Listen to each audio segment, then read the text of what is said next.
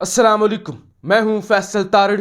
ये वीडियो बहुत अहम है। इस वीडियो के अंदर हमने बात करनी है काफ लीग किस तरह से एस्टैब्लिशमेंट के शिकंजे में आ चुकी है। काफ लीग के बंदे गायब होना शुरू हो चुके हैं और चौधरी मोनस इलाही की इस वक्त किस तरह से परेशानी में इजाफा हो चुका है। मुस्लिम लीग नून की कायद मरियम नवाज के खिलाफ पार्टी के अंदर बड़े पैमाने पर बगावत खड़ी हो चुकी है। नून लीग के लिए मुश्किलात बढ़ चुकी हैं। एस्टैब्लिशमेंट ने फिर नून लीग के लिए भी खतरे की घंटियां बजा दी हैं। इमरान खान साहब पर कातलाना हमला हुआ था और अब मुल्ज़म के मोबाइल का खुफिया डाटा सामने आ चुका है। उस डाटे के अंदर हैरत अंगेज इंकशाफात हैं, वो भी आपके सामने रखने हैं। तो सबसे पहले हम काफ लीग की बात करते हैं। काफ लीग जो खुद को एस्टैब्लिशमेंट के करीब तरीन जमात समझती है कि वो तो एस्टैब्लिशमेंट जो कहेगी ना, वॉशरूम भी जाना है, रोटी भी खानी है तो एस्टैब्लिशमेंट से पूछ के खानी है।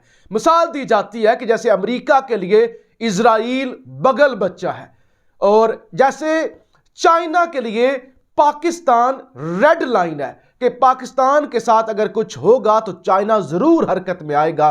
पाकिस्तान के लिए चाइना जरूर वीटो करेगा। पाकिस्तान के लिए चाइना जरूर सलामती कौंसिल में जाएगा। यानी चाइना पाकिस्तान को ऐसे ही समझता है जैसे अमेरिका के लिए इजराइल है। इसी तरह कहा जाता है एस्टैब्लिशमेंट।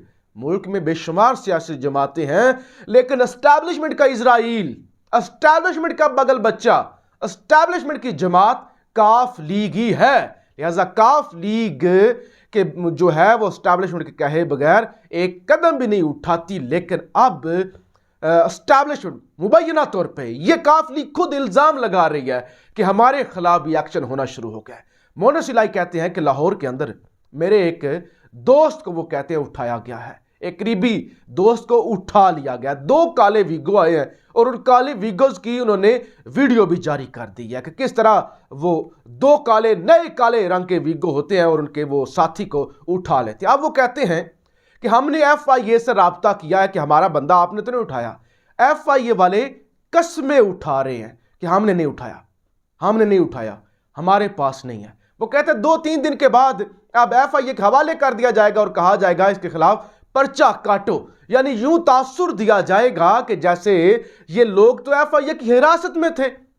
लेकिन फिर मोनस इलाही कहते हैं हमने कह दिया है, हमने कहा है ना कि हम PDM के साथ नहीं जाएंगे, PDM के साथ हम नहीं जाएंगे। आपको कह दिया है कि हमें मजबूर ना करें, PDM के साथ हम नहीं जाएंगे। तो मुख्तसर ये मोनस इलाही ये बताने की कोशिश कर रहे हैं कि हम, क्योंकि एस्टैब्लिशमेंट हमें दबाव में ला रही है, हम जो इमरान खान के खिलाफ बयानात देते हैं ना, चौधरी साहब, जो बड़े चौधरी साहब देते हैं, वो एस्टैब्लिशमेंट करवा रही है और एस्टैब्लिशमेंट हमें दबाव में ला रही है कि आप PDM के साथ जाएं। लेकिन हमने उन्हें कह दिया कि हम नहीं जाएंगे और अब उन्होंने हमें भी दबाना शुरू कर दिया है। तो ये एक सिलसिला शुरू हो चुका है।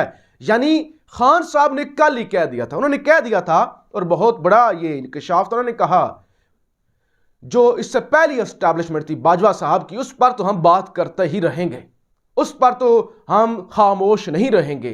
हम एक अलग जमात है, परवेज इलाही की अपनी जमात है, उनकी अपनी पॉलिसी है, हमारी अपनी पॉलिसी है।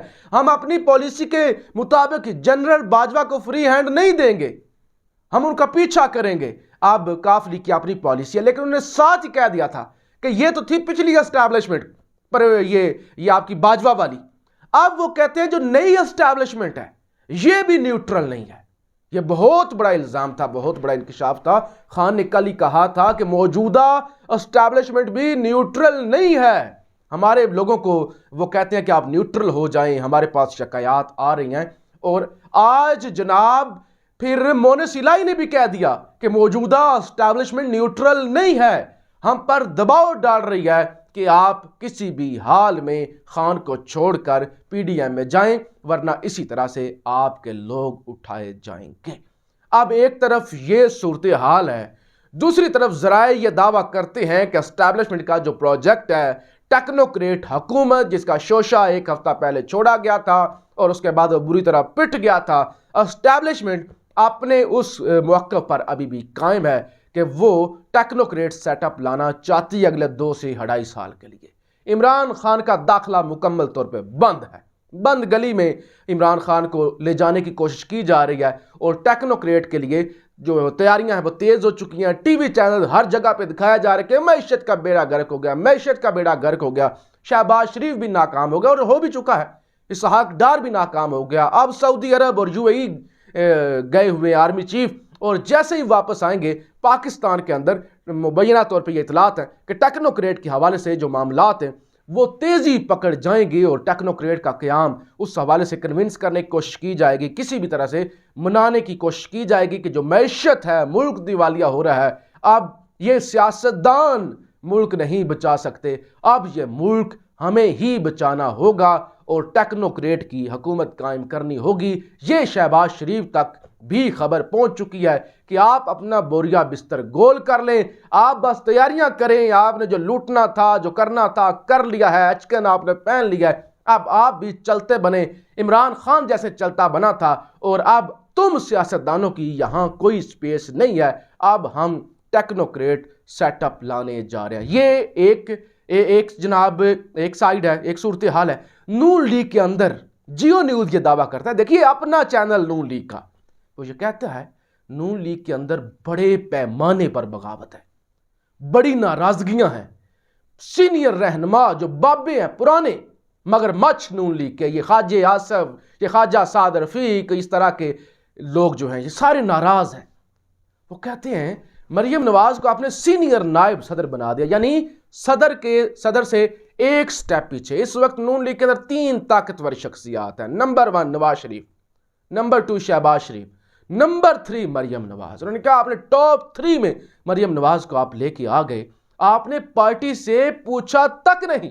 ये कैसी जमहूरी जमात है कि खानदान के अंदर ही ओहदे चल रहे हैं, खानदान के लोग ही सदर, नायब सदर और सारे अपोजिशन लीडर्स, वजीर आला, सारे इख्तियारात उनके पास। तो इस वक्त पार्टी के अंदर बड़े पैमाने पर बगावत है, नाराजगियां हैं कि हमसे मुशावरत भी नहीं की गई, हमें एतमाद भी नहीं लिया गया। ऐसे लगता है कि जैसे शरीफ खानदान के हम गुलाम हैं, हम नौकर हैं, आगे उनके बच्चों के भी हम नौकर हैं। कि यानी पूछ लिया जाता है कि मरियम बीबी को बनाने लगी हैं, अच्छी कैंपेन कर लेती हैं, तगड़ा बोलती हैं और इस वक्त हमारे लिए एक क्राउड, हमारे पास एक अच्छा वो फेस है, क्राउड पुलर हैं, लोग आ जाते हैं, तो लिहाजा अच्छा है, उनको इलेक्शन करीब आ सकते हैं किसी वक्त भी, तो उनको बनाना चाहिए। यानी एक मुशावरत होती है ना। वो कहते हैं हमारी औकात इतनी भी नहीं, हमारी इतनी भी औकात नहीं कि हमसे पूछ लिया जाए। और हमारी पार्टी के अंदर 40-40 साल हो गए हैं, हम तो जो है वो कुछ भी नहीं बन सके, हम तो कुछ भी नहीं बन सके क्योंकि हमारे डीएनए में शरीफ खानदान का खून नहीं है। लेकिन ये कल के बच्चे वो आज पार्टी संभाल कर बैठे हुए हैं। तो इस पर नून लीग के अंदर जियो न्यूज़ ये दावा करता है बड़े पैमाने पे बगावत जनाब खड़ी हो चुकी है और लोग नाराज हैं। अब जनाब और क्या हो रहा है, इमरान खान साहब पर कातलाना हमला हुआ था और अब उस हमले को बड़ा वो छुपाने की कोशिश की गई। JIT की रिपोर्ट भी आई कि 3 इतराफ से हमला किया गया, मुबैना तौर पे 3 वो कहते हैं कातल हो सकते हैं। जितनी गोलियों के खोल मिले हैं वो भी आप सब कुछ जान ही चुके हैं। अच्छा जी, अब जो मुल्ज़म नवीद का टेलीफोन था, मोबाइल था, उसका फ्रांज़ा किया गया है कि ये किसके साथ राब्ते में था, कौन इसको डील कर रहा था। तो फ्रांज़िक के अंदर जनाब 138 नंबर मिले हैं, 138 नंबर मिले हैं टेलीफोन नंबर, और उन नंबरों पर 1869 यानी 1869 कॉल्स का रिकॉर्ड मिला है। कितनी ज़्यादा उसने कॉल्स की हुई थी। 337 मैसेज मिले हैं यानी SMS ये उनको मिले हैं। 1956 उसके मोबाइल से तस्वीर मिली हैं और 222 वीडियोस मिली हैं। इसके अलावा जनाब कुछ डाटा मुल्ज़म नवीद ने बड़ी होशियारी के साथ, चालाकी के साथ डिलीट कर दिया था।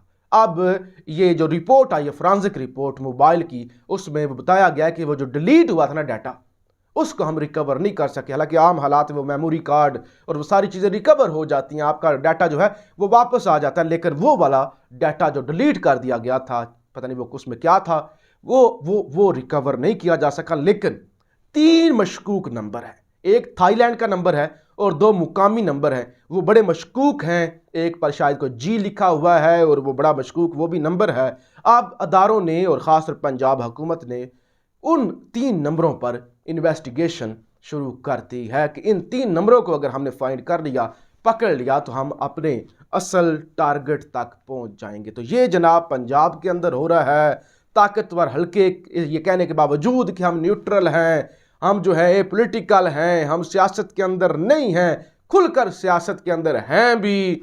और वो इस वक्त एक अवामी मकबूलियत वाले लीडर को दबाने के लिए फिर टेक्नोक्रेट का सेटअप और हर तरह से मैशत के इधर से मैनेज करना, वो सारे मामलों के अंदर एक खेल के अंदर लगे हुए हैं। और ये खेल जैसे ही जनरल आसिम मुनीर सऊदी अरब या यूएई का वो दौरा वापस करके वापस आएंगे, मज़ीद बिगड़ जाएगा। और इनको भी अब कह दिया गया कि आप भी अपनी तैयारी करें। इसीलिए बिलावल भुट्टो ने भी कहा कि अगर हम अर्ली इलेक्शन हम मुतालबा नहीं मान रहे, तो हम इलेक्शन लेट करने वाला जो मुतालबा है उसके साथ भी नहीं जाएंगे। आप राय का इजहार ज़रूर कीजिएगा। पाकिस्तान जिंदाबाद।